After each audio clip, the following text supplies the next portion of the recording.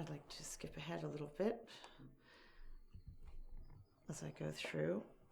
I saw a photograph earlier, so it's got to be here. I'm sorry.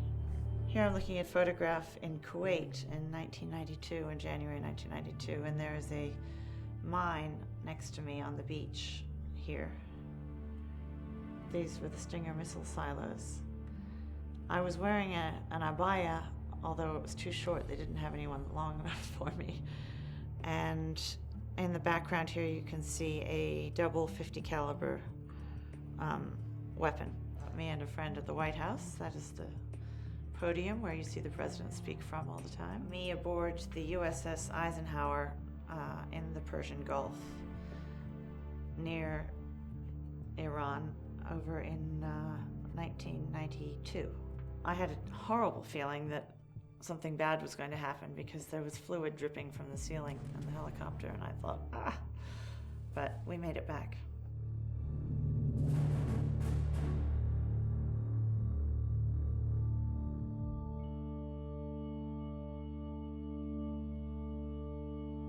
My name is Gwenyth Todd. I am American. I worked at the White House and the Pentagon for many years, and then I served as a political advisor in Bahrein for 3 years. That's been my career. I am now in Australia. I went to Syria in 1989 to study Arabic in Damascus. It's working. I went to work immediately for the United States Army, and I arrived at my new job 10 days after Saddam had invaded Kuwait. And I spoke Arabic from my training. And so I was put immediately in charge of material sales, particularly medical equipment, chemical defense equipment, for weapons, and Stinger missiles. During that time, I spent a lot of time in various Gulf countries, never in Iran themselves, but I had a good understanding that Iran was always off limits, especially with the Republicans when they were in power. We were not to do anything with them.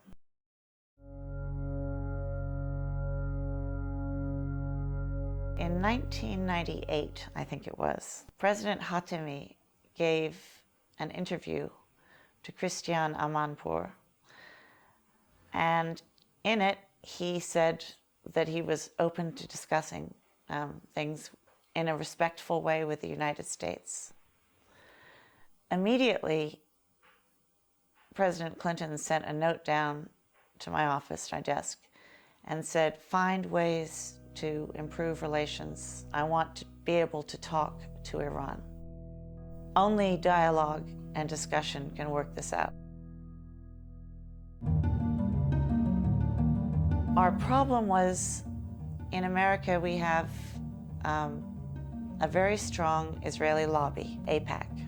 Basically has the power, or they have bragged in the past, to stop any initiative by anyone that they don't like. It's in our national interest to prevent Iran from getting a nuclear weapon. Do not let anyone tell you that a nuclear-armed Iran is just Israel's problem. It is not. Israel must always have the ability to defend itself by itself against any threat. No president and no congressman and no senator can act against AIPAC and hope to be reelected.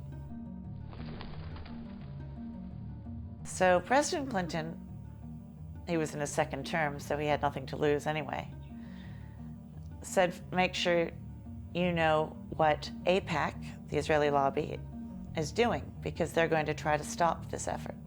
I would go out almost every week for lunch with the political and policy director for AIPAC. He would be trying to get information out of me about what President Clinton was planning. I was trying to get information out of him to find out which senator they were going to be talking to, who would then send us a letter that I would have to answer, screaming that we must not deal with Iran. It was a cat and mouse sort of game. Every time Obama or the administration puts pressure on Netanyahu and Ehud Barak to negotiate with the Palestinians and to come up with a two-state solution. Suddenly, all over the press, Iran's nuclear weapon appears. And we're like a dog with a squirrel. If I say, if I call my dog out here right now and she's patting me and I go, squirrel, she'll tear off. Doesn't matter how much she loves me. Because, and that's how we act.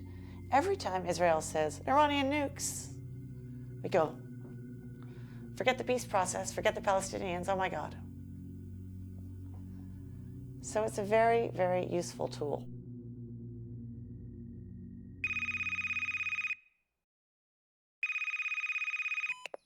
I got a call from a woman, and she said, can you meet me at this restaurant? And I said, sure. And I went to the restaurant, and there she was with another woman. And they pulled out their badges, and they said, we're with the FBI. And I said, okay. And they said, look, we have finally been given approval to go ahead and find out who is spreading intelligence, leaking intelligence to Israel to try to start a war with Iran. And you know the person very well who we really think is doing this.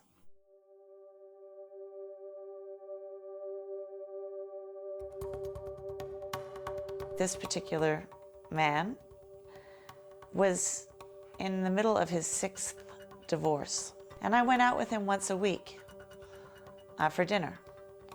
And we would discuss everything, his family, but I would try to get him talking about who was passing information and what were they trying to do about Iran.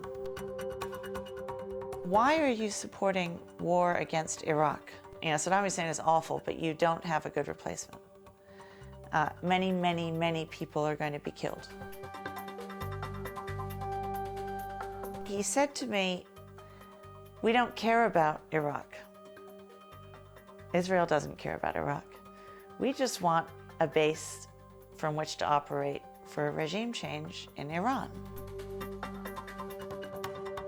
And that is where we identified Larry Franklin, who was a Pentagon official who was passing information to the Israeli lobby. They actually caught him going into a restaurant where the Israeli lobby guys were waiting, and he was carrying a classified document about Iran. And they got him red-handed. He pleaded guilty to spying and passing secret documents.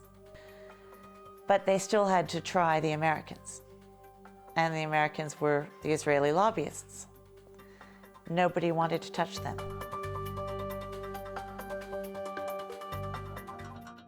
So in 2004, I was called by the FBI again. We know these people are spying. They've been caught ready to receive information. It all has to do with Iran. Can you come down and talk to the Department of Justice officials? And I said, yes. I was confronted by a bunch of men who were actually quite hostile. They were being quite nasty, and I turned around and I said, I don't think you understand what is at stake here. I said, Iraq is in terrible turmoil. People are being killed everywhere. It's not going to get better. Now we're talking about people who want war with Iran. You're talking about possibly starting World War III. You would kill, hundreds of thousands or more Iranians, and there would be Americans killed. And it might be the one thing that would unify Sunni and Shia against all of us, because Iran doesn't like Al-Qaeda. But if we're bombing Iran, they'll side with Saudi and others, because it's a threat. It's a threat to Islam, to the Muslim Ummah. It's a threat to everything. They excused me. They said, thank you very much. We'll call you.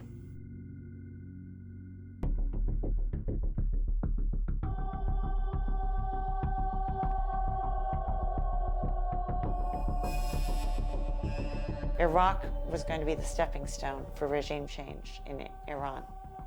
We were going to invade Iraq, set up a government that was friendly to Israel and friendly to us, and from there, they would be able to meddle in Iranian politics and create problems. That was the original plan. So they had to get everyone into we had to get into Iraq, we had to get rid of Saddam.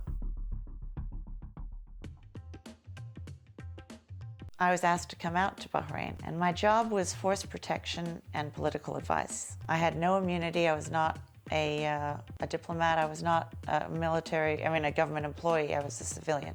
I made sure that our admirals and our people and our ship captains going out there before they'd go into the Gulf, I would lecture them and I would explain the truth. Listen, this is a routine game that is played.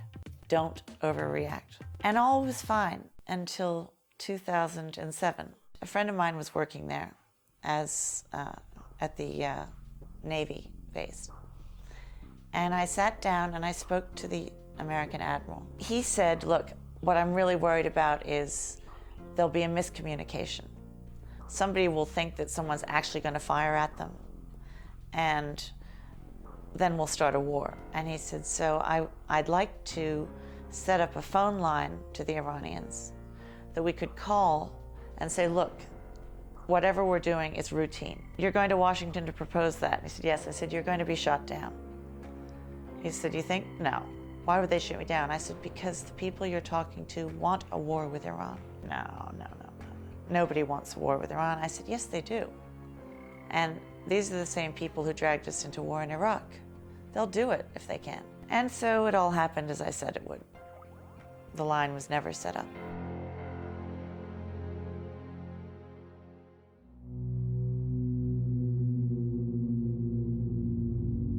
In 2007, George Bush saw that as his last chance to start a war with Iran and to enact regime change.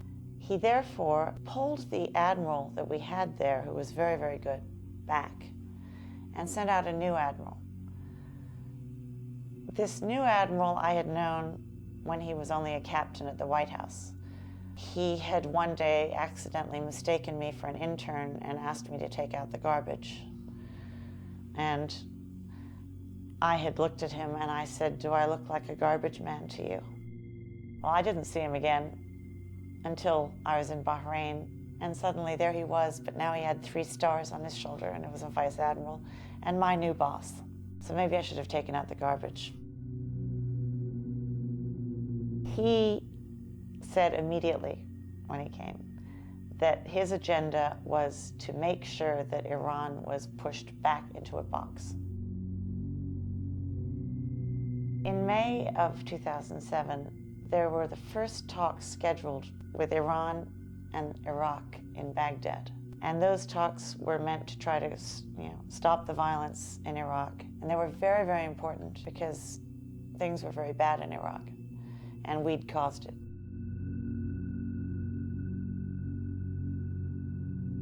What the admiral did was he decided that he would pick that very week to move aircraft carriers around into the Persian Gulf. Nobody has time to look at ship movements all day long. It's left to the military commanders because it's just, nobody has time. Nobody would notice this. The State Department wouldn't notice this unless somebody told them. I want to make sure that nobody in Washington finds out that we're doing this. We're just going to go through there and see what the reaction is from Iran. It wasn't a buildup for war, but it would look like it, and it might make somebody panic and shoot. And all we need is one shot, and then we can just, open fire, self-defense. Even the Department of Defense didn't know. And they came down and they told the admiral, you can do this, but you will tell our Gulf allies exactly that this is peaceful. And as I understand it, we even went so far as to send a message to Iran saying, don't worry about this deployment, it's peaceful. The admiral called me down into his office, and he made me sit there while he called the Saudis. Of course, the Saudis already knew by then, as did the Iranians. The whole plan had been foiled.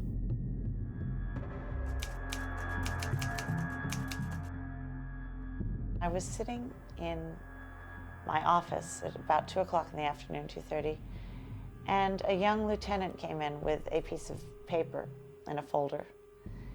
And it basically said that there was a threat sponsored by Iran against American military personnel.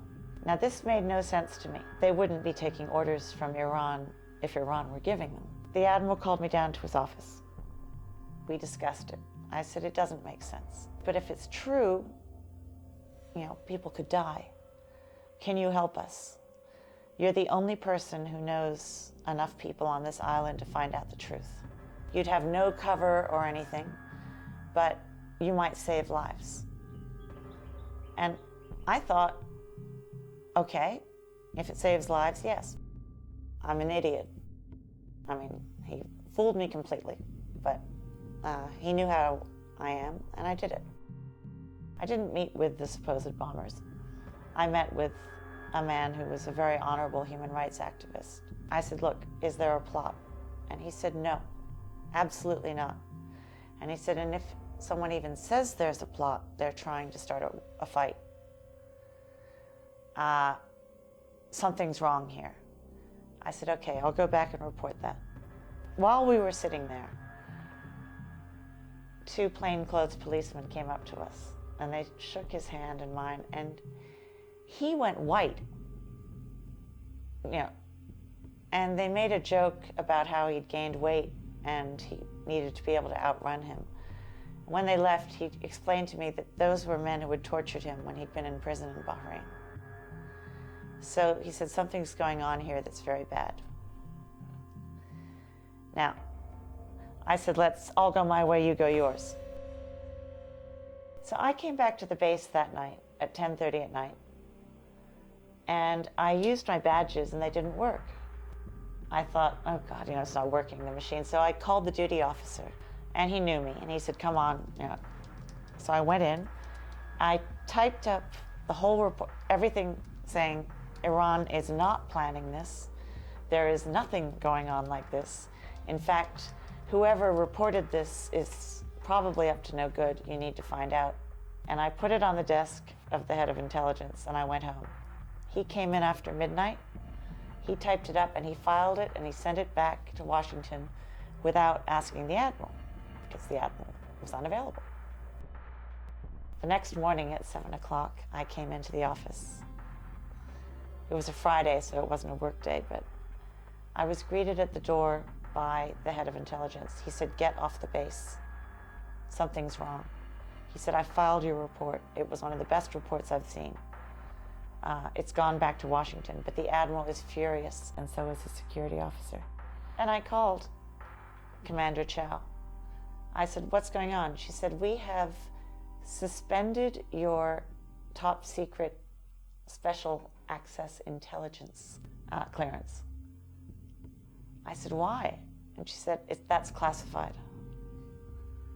Now, I said, well, I'd like an explanation. She said, come to the base. And I said, no, you come to me. She said, no. So I was completely confused at this point. I called my friend who was at the base, and I said, I need you to go find out what's going on. He went, and he went to speak to the chief of staff, and he found a letter, which I have, dated December 13th, 2007. It is prepared by Commander Chow. It suspends my top secret special access clearance. It tells me my badges have been deactivated. and it says that all my colleagues have been notified. They sent the Bahraini police to that village, and they were waiting for me to drive in there. And I was going to be either arrested or killed. If I were arrested, they would pull out this letter and they would say she was actually a spy for Iran. We had just informed her that we were suspending her clearance, and she was going out to plan a terrorist attack with Iranian-backed people. That would justify a war. The other option would be that I would be killed, in which case they would say the Iranians killed an American in Bahrain, and that would be justification for attacking Iran. Those are the only two options I can think of. They tried to hide the letter. They did not let me have it, but my friend had seen it. I fought for 3 months. I finally got the letter. By that time, I was in Australia. But in the interim, I got a lot of support from all my colleagues. But nobody would, the lawyers, no one would talk to me about anything. They wouldn't give me any answers.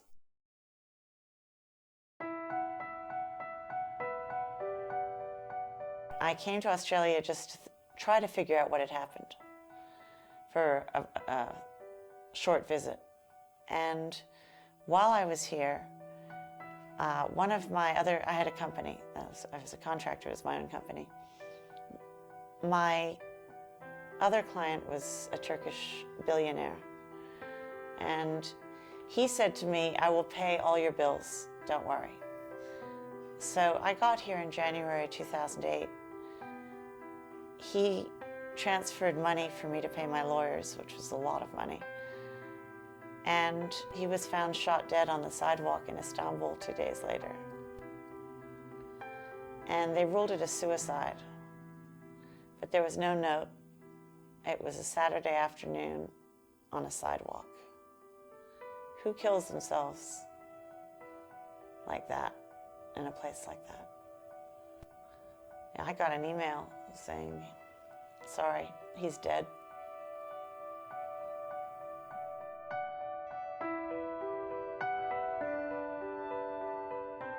Yeah, these people don't mess around. They wanted war, and they want war now. It'll be you and me who will die, and our families, and babies, if there is a war like this.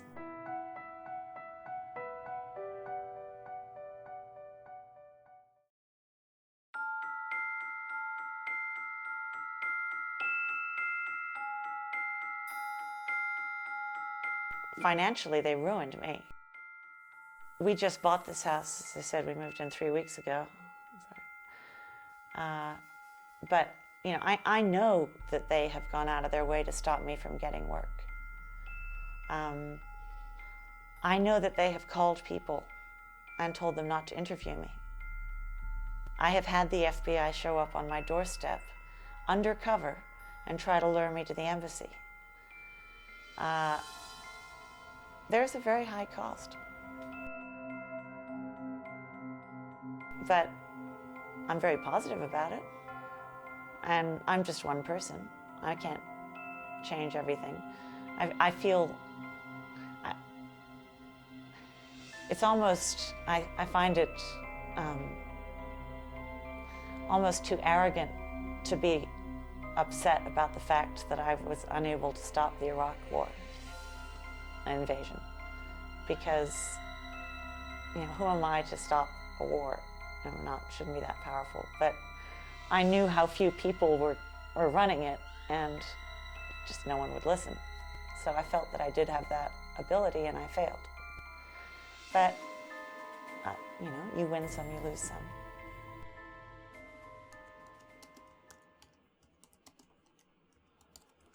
Free press is really hard for the people who carry out these conspiracies. Because when they see that actually, you know, in the media, that we're all normal people. I respect, you know, the Jewish faith, and I respect the Buddhist faith and the Hindu faith. people are people. It's what they do. It's not how you label them. And there are no organizations that can fix this. Only people can fix it. And if you come out with too much in the media that is against the agenda of these people, you find your satellite connection cut off.